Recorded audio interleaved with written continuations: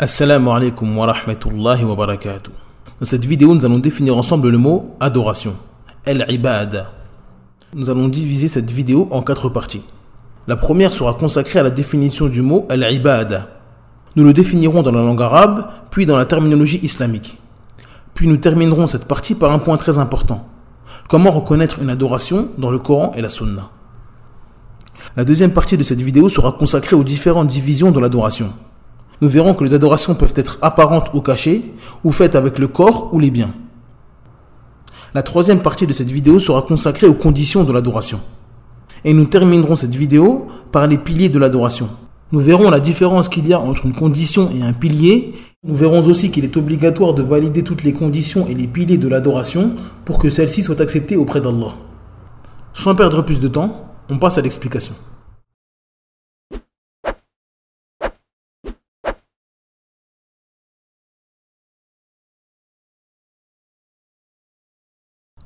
Bismillahir Rahmanir Rahim. Alhamdulillahi Rabbil Alamin. Wassalatu wassalamu ala ashrafil anbiya wal mursalin. Nabiyyina Muhammadin wa ala alihi wa sahbihi ajma'in. Amma ba'd. La définition du mot ibada dans la langue arabe. Dans la langue arabe, le mot ibada désigne l'obéissance accompagnée d'humilité. La ibada est le summum de l'obéissance et de la servilité vis-à-vis de l'être adoré. La définition du mot ibada dans le jargon islamique.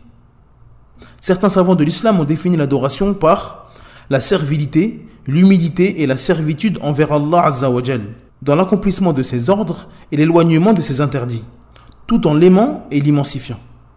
D'autres savants, tels que Cheikh al-Islam ibn Taymiyyah rahimahullah, ont défini l'adoration d'une autre manière.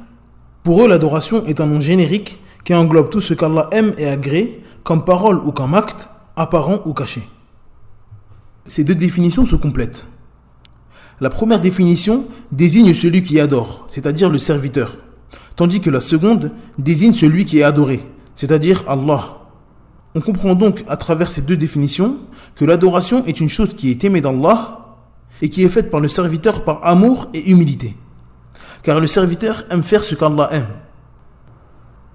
Comment reconnaître une adoration dans les textes? L'adoration est une chose qu'Allah aime.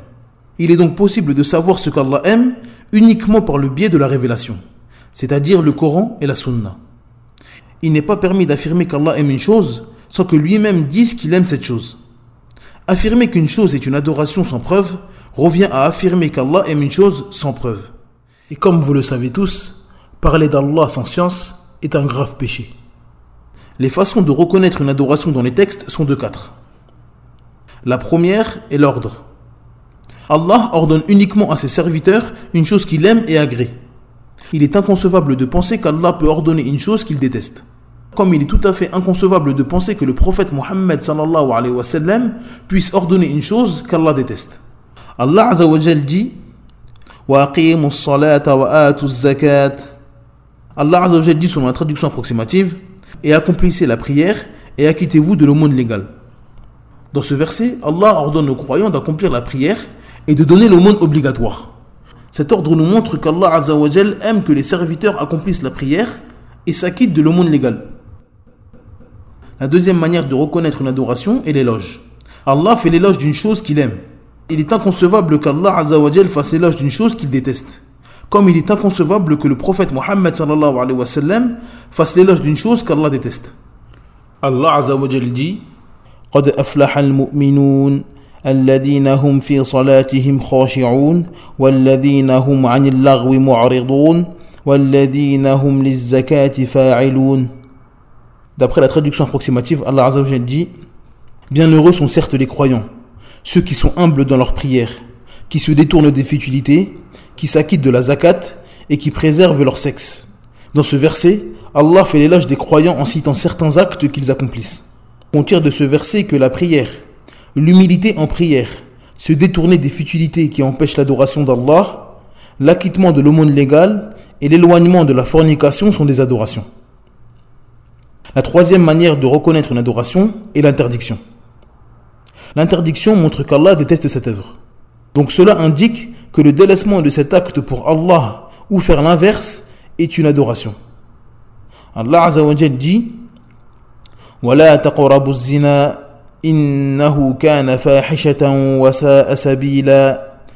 D'après la traduction approximative, Allah Azza wa Jal dit: et n'approchez point de la fornication. En vérité, c'est une turpitude. Et quel mauvais chemin. La fornication est un acte qu'Allah déteste. Délaisser cet acte ignoble par obéissance à Allah est une adoration. Tout comme faire l'inverse en se mariant de manière légiférée par l'islam. Les compagnons ont dit au prophète Mohammed sallallahu alayhi wa sallam: ô messager d'Allah, est-ce que l'un d'entre nous accomplira son désir avec sa femme tout en ayant une récompense pour cela? Le prophète répondit: en accomplissant ceci dans l'illicite, n'auriez-vous pas commis un péché? Donc si cela est accompli dans le licite, vous en êtes récompensé. La quatrième manière de reconnaître une adoration est l'information. Lorsqu'Allah nous informe clairement que cette chose est une adoration, ou qu'il nous informe clairement qu'il aime cette chose, ou que le prophète Mohammed sallallahu alayhi wa sallam nous informe que cette chose est une adoration, ou qu'elle est aimée d'Allah. Allah Azza wa Jal dit: Inna Allah yuhibbu at-tawwabin wa yuhibbu al-mutatahhirin. D'après la traduction approximative, Allah Azza wa Jal dit: Allah aime ceux qui se repentent et il aime ceux qui se purifient. D'après Na'man ibn Bashir, radiyallahu anhu, le prophète Mohammed sallallahu alayhi wa sallam a dit: l'invocation et l'adoration. Abdullah ibn Mas'ud demanda au prophète Mohammed sallallahu alayhi wa sallam: ô messager d'Allah, quelle est l'œuvre la plus aimée auprès d'Allah? Il répondit: la prière à son heure. Les divisions de l'adoration. Afin de nous faciliter la compréhension, les savants ont divisé les adorations en plusieurs catégories. La première de ces catégories s'intitule les adorations d'accomplissement et de délaissement. Cette catégorie se divise elle-même en deux sous-catégories. La première d'entre elles se nomme les adorations verbales. Allah Azza wa Jal dit: Ya ayyuhalladhina amanu dhkurullaha dhikran kathira. D'après la traduction approximative, Allah Azza wa Jal dit: ô vous qui croyez, évoquez Allah d'une façon abondante. Dans ce verset, Allah Azza wa Jal nous ordonne de l'évoquer. L'évocation est une chose qu'Allah aime et donc une adoration. Allah Azza wa Jal dit: فآمنوا بالله ورسله ولا تقولوا ثلاثة انتهوا خيرا لكم إنما الله إله واحد. D'après la traduction approximative, Allah Azza wa Jal dit: croyez donc en Allah et en ses messagers et ne dites pas trois, cessez, ce sera meilleur pour vous. Allah n'est qu'une divinité unique. Dans ce verset, Allah Azza wa Jal blâme les chrétiens car ils ont dit trois, c'est-à-dire qu'ils ont prononcé la parole de Trinité, qui consiste à diviser Allah en trois entités, le Père, le Fils et le Saint-Esprit. Allah Azza wa Jal interdit à quiconque de prononcer cette parole ignoble. Donc délaisser cette parole par obéissance à Allah est donc une adoration. La deuxième sous-catégorie se nomme les adorations corporelles. Allah Azza wa Jal dit: Ya ayyuhalladhina amanu rka'u wasjudu wa'budu rabbakum. D'après la traduction approximative, Allah Azza wa Jal dit: ô vous qui croyez, inclinez-vous, prosternez-vous et adorez votre Seigneur. Dans ce verset, Allah Azza wa Jal nous ordonne de nous incliner et nous prosterner. Il s'agit donc d'adoration que nous faisons avec le corps. Allah Azza wa Jal dit: وَلَا تَقْرَبُوا الزِّنَا إِنَّهُ كَانَ فَاحِشَةً وَسَاءَ سَبِيلًا. D'après la traduction approximative, Allah Azza wa Jal dit: et n'approchez point de la fornication. En vérité, c'est une turpitude et quel mauvais chemin. Dans ce verset, Allah Azza wa Jal nous interdit de nous approcher de la fornication. Donc délaisser toute chose qui amène à cet acte ignoble est une adoration. La deuxième division des adorations faites par les savants s'intitule les adorations apparentes et cachées. L'adoration apparente est une œuvre faite par les membres, qu'elle soit de la parole ou du corps. L'adoration cachée est une œuvre qui est en lien avec le cœur. Allah Azza wa Jal dit: إنما ذلكم الشيطان يخوف أولياءه فلا تخافوهم وخافون إن كنتم مؤمنين. D'après la traduction approximative, Allah Azza wa Jal dit: c'est le diable qui vous fait peur de ses adhérents. N'ayez donc pas peur d'eux, mais ayez peur de moi si vous êtes croyants. Dans ce verset, Allah Azza wa Jal nous interdit d'avoir peur du diable et de ses alliés, et il nous ordonne d'avoir peur de lui. Ceci indique donc qu'Allah aime ceux qui le craignent. Allah Azza wa Jal dit aussi: وَعَلَى اللَّهِ فَتَوَكَّلُوا إِن كُنتُم مُؤْمِنِينَ. D'après la traduction approximative, Allah Azza wa Jal dit: et ayez confiance en Allah si vous êtes croyants. Allah Azza wa Jal nous ordonne d'avoir confiance en lui. Et il place même la confiance en lui comme condition de la foi en disant: si vous êtes croyants. La troisième et dernière division de l'adoration s'intitule les adorations qui ont un lien avec les biens et celles qui n'en ont pas. Cette division sépare les adorations qui ont un lien avec le corps comme nous avons vu précédemment et les adorations qui ont un lien avec les biens. Allah Azza wa Jal dit Ya ayyuhalladhina amanu anfiqu min tayyibati ma kasabtum wa mimma akhrajna lakum min al-ard. D'après la traduction approximative, Allah Azza wa Jal dit Ô les croyants, dépensez des meilleures choses que vous avez gagnées et des récoltes que nous vous avons fait sortir de la terre pour vous. Les conditions de l'adoration. Les conditions de l'adoration sont de deux. La première est la sincérité pour Allah.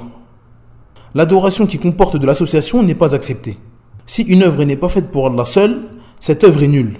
Et pire encore, ceci n'est même pas considéré comme une œuvre pour Allah.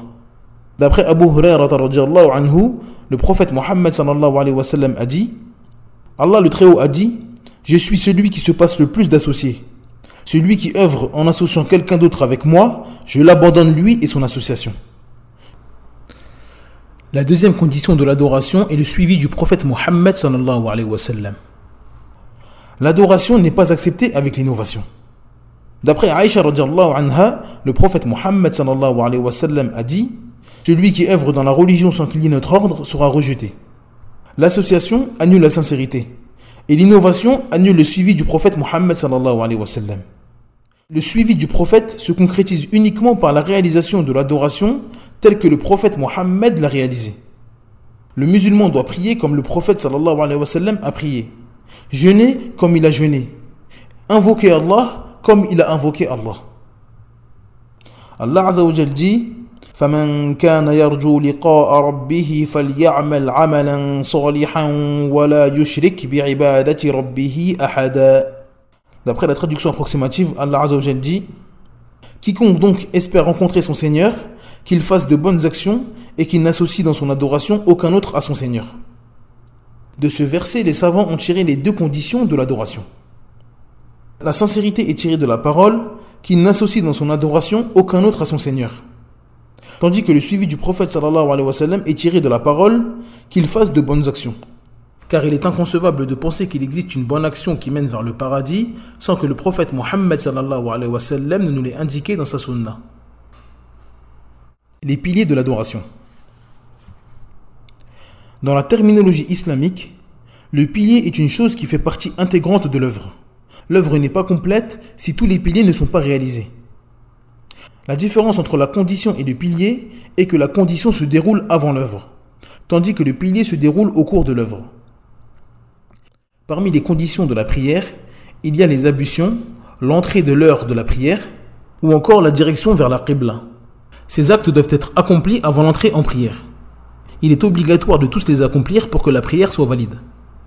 Parmi les piliers de la prière, il y a la Fatiha, la prosternation ou encore l'inclinaison. Tous ces actes sont effectués au cours de la prière. Et il est obligatoire de tous les accomplir pour que la prière soit valide. L'adoration a trois piliers. Le premier est l'amour. L'adoration implique l'humilité et la servitude ainsi que l'amour. Car l'amour est le summum de la servitude. Celui qui s'humilie avec colère et haine n'est pas adorateur. Et s'il aime une chose sans s'humilier à elle, il n'est pas adorateur de cette chose. Il faut obligatoirement réunir l'humilité et la servitude avec l'amour pour être un véritable adorateur d'Allah.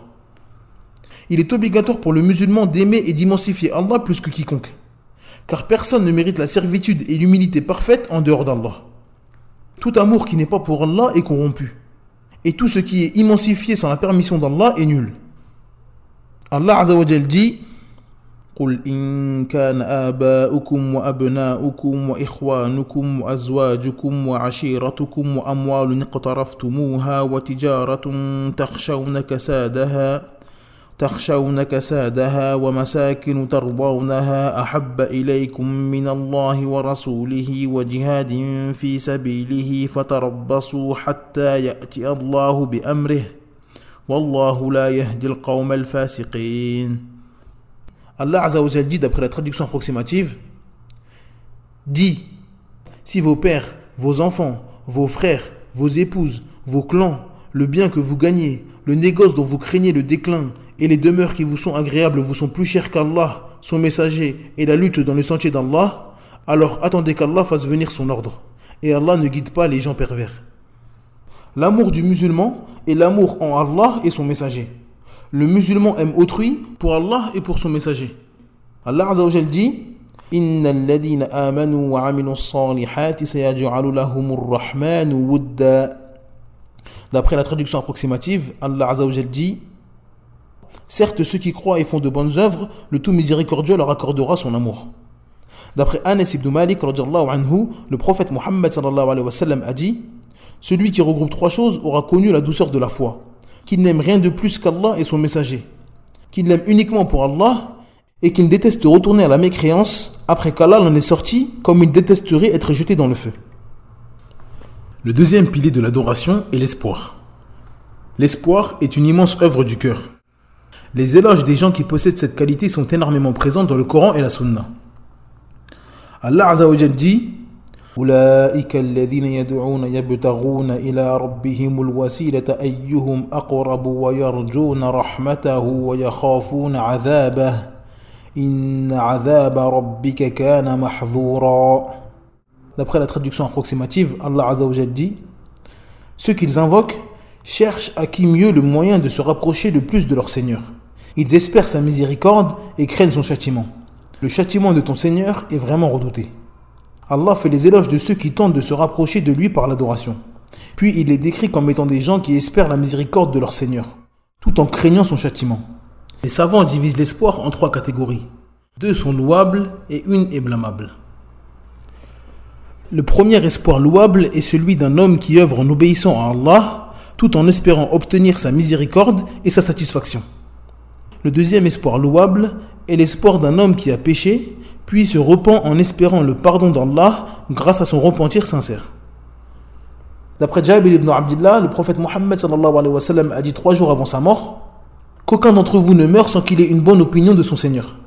Ce hadith montre que le croyant doit obligatoirement être dans l'une des 2 catégories de l'espoir louable, car il ne sait pas quand Allah va reprendre son âme.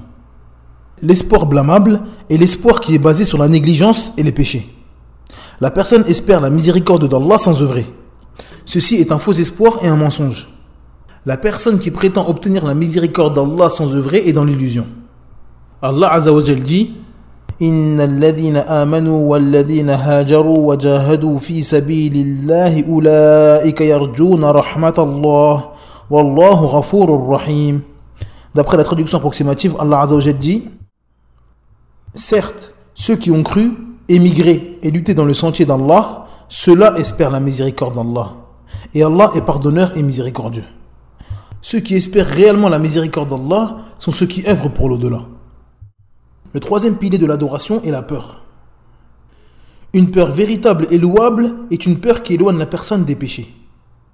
Si la personne exagère dans la peur, il tombera dans le fatalisme, ce qui est blâmable car il empêche la personne d'œuvrer. Allah Azza wa Jal dit إنما ذلكم الشيطان يخوف أولياءه فلا تخافوهم وخافوني إن كنتم مؤمنين. D'après la traduction approximative, Allah Azza wa Jal dit c'est le diable qui vous fait peur de ses adhérents. N'ayez donc pas peur d'eux, mais ayez peur de moi si vous êtes croyants. Il est obligatoire pour le musulman d'adorer Allah avec ces 3 piliers en même temps. Si le serviteur adore Allah uniquement avec l'amour, il tombera dans l'hérésie et l'égarement comme les chrétiens.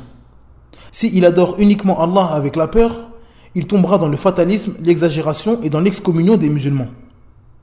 Et s'il adore uniquement Allah avec l'espoir, il se sentira à l'abri du stratagème d'Allah. Et il dissociera sans doute la foi des œuvres, jusqu'à penser que peu importe les œuvres, la foi reste intacte. Et il sera parmi les gens qui font de graves péchés tout en disant « la foi est dans le cœur ». L'imam Ibn al-Qayyim rahimahullah a dit « Le cœur dans son cheminement vers Allah le Très-Haut est comme un oiseau. L'amour est sa tête, tandis que la peur et l'espoir sont ses ailes. Tant que sa tête et ses ailes sont préservées, l'oiseau se déplace correctement. Si sa tête est coupée, l'oiseau est mort. S'il perd l'une de ses ailes, il est à la merci de n'importe quel chasseur. » L'origine dans les adorations est l'interdiction. Les adorations font partie des choses arrêtées et codifiées dans notre religion. Il est obligatoire pour le musulman de s'arrêter là où les textes s'arrêtent, car il n'y a pas de place pour l'imagination et l'invention en ce qui concerne les adorations. Nous adorons Allah uniquement si la révélation nous indique que telle ou telle chose est une adoration aimée d'Allah. Cette vidéo est maintenant terminée. N'hésitez surtout pas à télécharger le PDF de ce cours disponible en langue arabe et en langue française. Il vous permettra, je l'espère, de comprendre ce chapitre très important qu'est l'adoration. Si cette vidéo vous a plu, n'hésitez pas à vous abonner et à activer la cloche de notification pour ne rien rater de cette chaîne. En attendant, je vous dis Assalamu alaikum wa rahmatullahi wa barakatuh. Subhanakallahumma bihamdik. Ashhadu an la ilaha illa ant. Astaghfiruka wa atubu ilayk.